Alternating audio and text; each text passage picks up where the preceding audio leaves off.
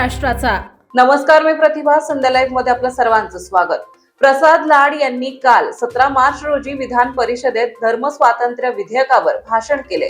यावेळी त्यांनी भाजीला भगवं करून खाऊ असं वक्तव्य केलं. त्यांच्या या वक्तव्यानं आता अनेकांचं लक्ष वेधले आहे. स्वातंत्र्य विधेयक 2026च्या सभापती महोदय, आज आपण मला इथे बोलायला संधी दिली. खरं तर जसं अनेक सदस्यांनी सांगितलं की हे विधेयक खरं मांडायची गरजच नव्हती. हे विधेयक हे खरं आपला हक्क आहे, आपला अधिकार आहे. परंतु हे करत असताना महाराष्ट्र राज्याच्या सामाजिक, सांस्कृतिक आणि संवैधानिक इतिहासातील एक अत्यंत महत्वाचा विषय चर्चेला येतो, याचा मला आनंद आहे. हे विधेयक कोणत्याही धर्माविरुद्ध नाही, तर प्रत्येक नागरिकाचे स्वातंत्र्याचे आणि सन्मानाचे रक्षण करणारे विधेयक आहे. हे देखील मला ठामपणे या सभागृहाला सांगावं असं वाटतंय. संविधान आणि त्याचं स्वातंत्र्य हे प्रत्येक नागरिकाला धर्म मानणाऱ्या आणि आचरण करणाऱ्याला अधिकार देते. परंतु जबरदस्ती, फसवणूक, आमिष किंवा दबाव टाकून धर्मांतर करणाऱ्या अधिकार संविधानाने कोणालाही कुठेही दिलेला नाही. म्हणूनच हे विधेयक संविधानाच्या भावनेला बळकट करणारं विधेयक आहे, हे आज मी सभागृहाला फार स्पष्टपणे सांगू इच्छितो. विधेयकाचे मुद्दे देखील फार सभापती महोदय स्पष्ट आहेत. बळजबरीने आणि फसवणुकीने होणारे धर्मांतर थांबवावे, विशेषतः महिला, अनुसूचित जाती जमातीचे संरक्षण करणे, समाजात विश्वास, सुरक्षिततेचे वातावरण निर्माण करणे, बेकायदेशीर धर्मांतर केल्यास त्याला 3 ते 5 वर्ष, गंभीर प्रकरणामध्ये 7 वर्षाचा कारावास देणे, 1 लाखापर्यंत दंड ठोकावणे आणि माननीय आमचे तरी आपण लावून धरले हे महत्वाचं आहे. बाई जगताप साहेब यांनी तर यावरती अनेक उदाहरणं दिली. त्यांनी त्यांच्या घरचं उदाहरण देखील दिलं. धन्यवाद. आम्हाला त्यांचा आदर आहे की त्यांचं मन मोठं आहे. अशा पद्धतीत त्यांनी त्यांच्या घराच्या कुटुंबाचं उदाहरण या सभागृहात दिलं.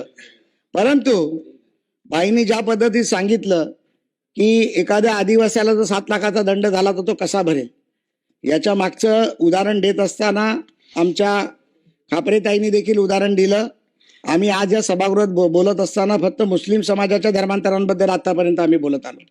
परंतु मला या संपूर्ण जगामध्ये सगळ्यात मोठी भीती मुस्लिम धर्माबरोबर वाटते ती ख्रिश्चन धर्माचं धर्मांतर होण्याची. पण आज तुम्ही जगामधले अनेक देश जर पाहिलेत तर आज जसं परिणय फुके साहेबांनी सांगितलं की लंडन असेल, फ्रान्स असेल, इटली असेल, आज जर्मनी असेल, आज या जगामधल्या मोठ्या मोठ्या ठिकाणी ईदच्या दिवशी जो नमाज पढला जातो त्यावेळेला ते ट्रॅफेंगल स्क्वेअर सारखे स्क्वेअर देखील बंद केले जातात. आणि मग अशा परिस्थितीमध्ये या धर्माचा जो वाढ केली जाते, त्यांच्या वाढीला आम्ही म्हणतो की धर्म वाचवतात आणि आम्ही करायला गेलो तर तो गुन्हा असतो. हे मला आज या सभागृहाच्या माध्यमातून सांगायचं आहे. सभापती महोदय, आम्ही एखादी महाआरती करायची म्हटली तर त्याच्यावर गुन्हा होतो. आम्हाला महाआरती करताना परवानगी घ्यावी लागते. परंतु एखाद्या शुक्रवारचा नमाज पढत असताना बँड्रासारखं रेल्वे स्टेशन देखील बंद केलं जातं. भेंडी बाजारमधनं आम्ही जाऊ शकत नाही, अशी परिस्थिती निर्माण होते. आम्ही म्हणतो की जे हिंदुस्थानात राहणारे मुसलमान आहेत ते आमचे मुसलमान आहेत. परंतु ज्या पद्धतीमध्ये याचं विष पेरलं जातं ते विष कुठेतरी थांबलं पाहिजे, याचं देखील मी या सभागृहात उच्चार काढतो. माननीय आमचे नेते प्रवीण दरेकर साहेबांनी लव्ह जिहादची अनेक उदाहरणं या सभागृहात दिली. मीही त्याच्यातून सभापती महोदय मोजून 29 प्रकरणांमध्ये मी स्वतः लव्ह जिहादच्या काम केलेलं आहे. धारावी सारख्या भागात, एंटॉपिल सारख्या भागात, चेंबूर, मानखुर्द, कुर्ला या ठिकाणी लव्ह जिहादची प्रकरणं होत असताना आपण सभापती महोदय एखाद्या प्रकरणात कधीतरी समोर, या वेळेला ज्या वेळेला हे लव्ह जिहादचं प्रकरण होतं त्यावेळेला तुम्ही समोर आला पाहिजेत. त्या मुलींची जी भावना असते, जसं मगाशी उमाताईंनी सांगितलं की हिटमोटाईज केलं जातं, खऱ्या अर्थाने हिटमोटाईज करण्याचं काम केलं जातं. आणि हा लव्ह जिहाद म्हणजे लव्ह जिहाद काय, तर ज्याप्रमाणे आम्ही बॉम्ब ठेवण्यासाठी एखाद्या दहशतवादाला पैसे देतो, एखादा मुंबई उडवायची असेल, मुंबईमध्ये गोळीबार करायचा असेल तर कसाबला आणला जातो, त्याप्रमाणे लव्ह जिहादमध्ये देखील रेट कार्ड आहेत साहेब सभापती महोदय.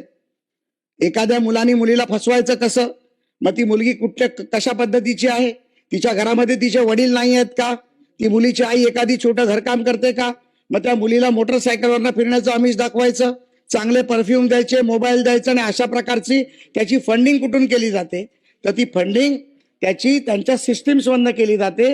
हे देखील काही प्रकरणात सिद्ध झालं. आणि मग अशा प्रकरणात जेव्हा पालक रडत आमच्याकडे येतात, आम्ही एक कार्यकर्ता म्हणून पोलीस स्टेशनला जातो आणि पोलीस स्टेशनमध्ये आम्ही बोलतो, त्यावेळेला ती हिटमोटाईज केलेली मुलगी म्हणते की मी जे करते माझ्या मर्जीने करते, मी 18 वर्षापेक्षा मोठी आहे, त्यामुळे पोलीस देखील त्यामध्ये काही करत नाही.